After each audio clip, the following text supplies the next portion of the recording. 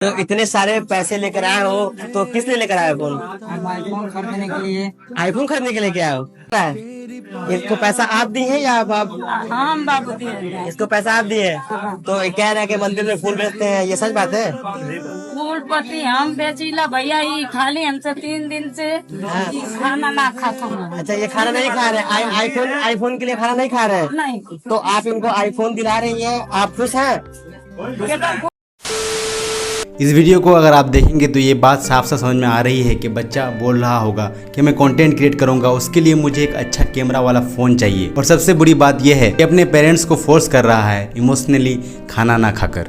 As you all know, Indian mothers की ममता कितनी ज़्यादा विशाल होती है। जिसमें बच्चा खुश उसमें माँ भी खुश। ये आंटी जी मंदिर के बाहर फूल बेचकर ना जाने कितने दिनों तक पैसा सेव कर रही होगी। सोची होगी कोई इमरजेंसी में काम आएगा, कभी बुढ़ापे में सहारा बनेगा। आंटी जी कितना कमा लेती होगी। मान लीजिए एक दिहाड़ी में काम करने वाले की डेली इनकम है 400 रुपये, जिसमें से 100 रुपये हटा देते हैं दाल चावल रोटी। बढ़ते महंगाई में तो ये खर्चा और भी ज़्यादा होंगे, पर अप्रोक्सीमेटली मान के चलते हैं। फिर बचे 300 रुपये। फ़ोन की कॉस्ट है 60,000, तो इसे कमाने में आंटी जी को लगभग 200 दिन लगेंगे। अब 200 दिन को महीनों में कन्वर्ट करेंगे तो साढ़े 6 महीने लगभग लग जाएंगे।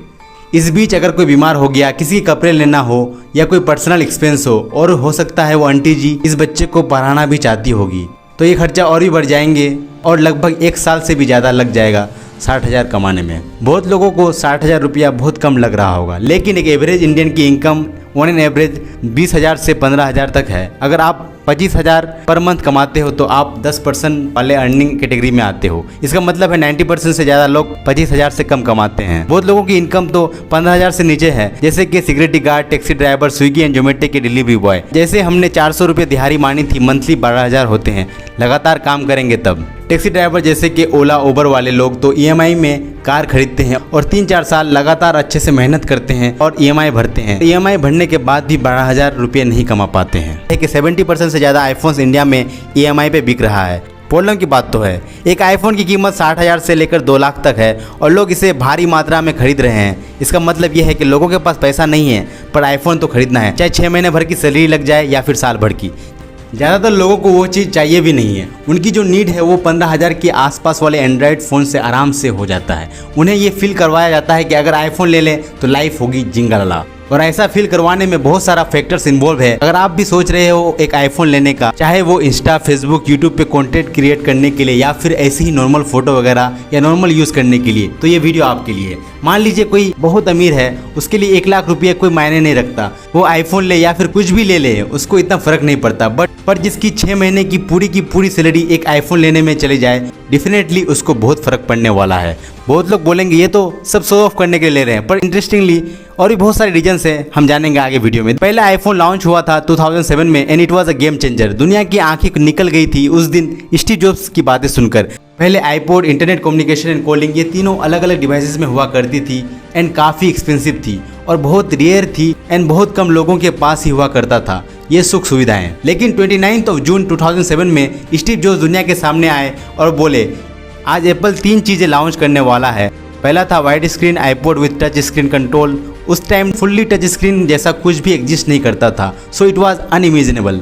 इंटरनेट कम्युनिकेशन एंड कॉलिंग, और लोगों ने सोचा ठीक है 3 चीज़ें लॉन्च कर रहे हैं, और जैसे ही स्टीव जॉब्स ने बोला 3 चीज़ें एक ही डिवाइस में मौजूद है। These are not 3 separate devices. This is one device. तभी लोगों का दिमाग उड़ा और लोगों को और हैरानी तब हुई जब स्टीव जॉब्स ने बोला ये फ़ोन पूरी तरह से टच स्क्रीन होने वाली है। और उस टाइम फुली टच स्क्रीन जैसी कोई चीज़ नहीं हुआ करती थी। उस टाइम के फ़ोन कुछ ऐसे दिखते थे और फुली टच स्क्रीन फ़ोन लोगों के लिए इमेजिन करना भी बहुत बड़ी बात थी। और आईफोन ही था जो पूरे फ़ोन इंडस्ट्री का नक्शा ही चेंज कर दिया। और इसमें कोई शक नहीं कि एप्पल कितनी पावरफुल टेक्नोलॉजी बनाती है। आईफोन सिर्फ आपको फ़ोन ही नहीं बेचती है, ये आपको एक स्टेटस सिंबल बेचता है। और आज के डेट में आईफोन का क्रेज इतना है कि लोग जिस दिन आईफोन लॉन्च होता है, आईफोन लेने के पहले रात से आईफोन स्टोर के बाहर टेंट लगा के सो जाते हैं ताकि वो सुबह उठकर पहला फ़ोन खरीद सके। ऐसे कुछ ज़्यादा नहीं हो गया? और इंडिया में 17-17 घंटे लोग लाइन में खड़े होकर रहते हैं आईफोन के लिए। लोग यहाँ भी नहीं रुके, कई लोग तो आईफोन के लिए मारपीट तक उतर जाते हैं। अब लोग इतना पागल क्यों होते जा रहे हैं इस फ़ोन के लिए? तो इसके कुछ रीजन है, आइए देखते हैं। पहला है लो सेल्फ स्टीम। इंडिया में लोग यही फोन क्यों खरीद रहे हैं? Poor people don't want to be poor, it makes their poverty less conspicuous. जो लोअर मिडिल क्लास लोग हैं वो पुअर दिखना नहीं चाहते हैं, क्योंकि उन लोगों के हिसाब से आईफोन एक स्टेटस सिंबल है और उनको लगता है कि आईफोन इनकी गरीबी को छुपाता है। वो खुद को इतना वैल्यूएबल नहीं समझते हैं, क्योंकि एक आईफोन आज के दिन एक स्टेटस सिंबल बन गया है। लोग उसका सहारा लेते हैं अपने गरीबी को छुपाने के लिए। ये एक साइकोलॉजिकल चीज़ है कि लोग खुद के अंदर कुछ वैल्यू नहीं देख पाते हैं, तब वो सहारा लेते हैं दूसरे लोगों का या दूसरी चीज़ों का खुद को वैल्यूएबल दिखाने के लिए। ये एक बहुत घटिया चीज़ है कि लोग खुद के रियलिटी को दुनिया से छुपाते हैं, उसको एक्सेप्ट नहीं करना चाहते हैं। लोग फेक रिच चीज़ें दिखाना चाहते हैं दुनिया के सामने, और वो देखते देखते ना जाने कर्ज के जाल में फंस जाते हैं। नेक्स्ट पॉइंट है लिविंग द ड्रीम। सबके कुछ ड्रीम्स होते हैं, कुछ एस्पिरेशंस होते हैं कि जब मैं ये बन जाऊंगा तो ये फ़ोन खरीदूंगा, वो कार खरीदूंगा। सपना देखना अच्छी बात है, लेकिन ये सारी लग्जरी चीज़ें खरीदना है कुछ बन जाने या कुछ अचीव करने के बाद, ना कि पहले। कुछ लोग उस फ़ोन को हैवी EMI में खरीद के उन्हें एक सेंस ऑफ अचीवमेंट की तरह फील करते हैं और सोचते हैं ये यस आई मेड इट। बहुत सारे इन्फ्लुएंसर को बोलते सुना होगा, आईफोन खरीद लिया अब तो रोला जमाऊंगा। भाई फुल रोला होगा। आईफोन 1 लाख रुपए की फ़ोन होने के कारण एक स्टेटस सिंबल बन के रह गया है। बहुत लोग बोलेंगे सैमसंग भी तो 1 लाख रुपए का फ़ोन आती है, तो फिर सैमसंग स्टेटस सिंबल क्यों नहीं बना? क्योंकि सैमसंग का फ़ोन 2000 रुपये की भी आती है और 2 लाख की भी आती है। ये सैमसंग के लोगो वाला फ़ोन एक मालिक भी यूज़ कर सकता है और एक ड्राइवर भी।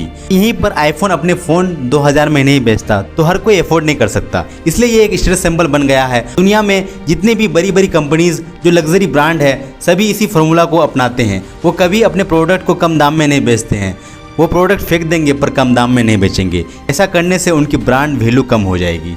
अब बात करते हैं शुरू के दिखाए वीडियो में, जिसमें वो लड़का बोल रहा है कि वो रील्स बना के पैसे कमा के अपने माँ को पैसे वापस कर दे। ये इतना सिंपल नहीं है जितना बाहर से दिखता है। यूट्यूब तो फिर भी मोनेटाइजेशन के बाद आपको पैसे पे कर, लेकिन रील्स से तो brand collaboration and brand deal से ही पैसे आते हैं, जिसके लिए फॉलोअर्स का लाखों में होना कंपल्सरी होता है, तभी जाके ब्रांड्स एक डिसेंट अमाउंट पे करती है। और एक जरूरी बात, अगर सारे यूट्यूबर्स जो भी मिलियंस में फॉलोअर्स लेके बैठे हैं, अगर वो स्टार्टिंग में यही लड़के की तरह सोचते, जब महंगा DSLR होगा या महंगा आईफोन होगा तब जाके मैं अपना मुंह खोलूँगा, अपनी बातें बोलूँगा, तो वो आज मिलियंस फॉलोअर्स में नहीं बैठे होते।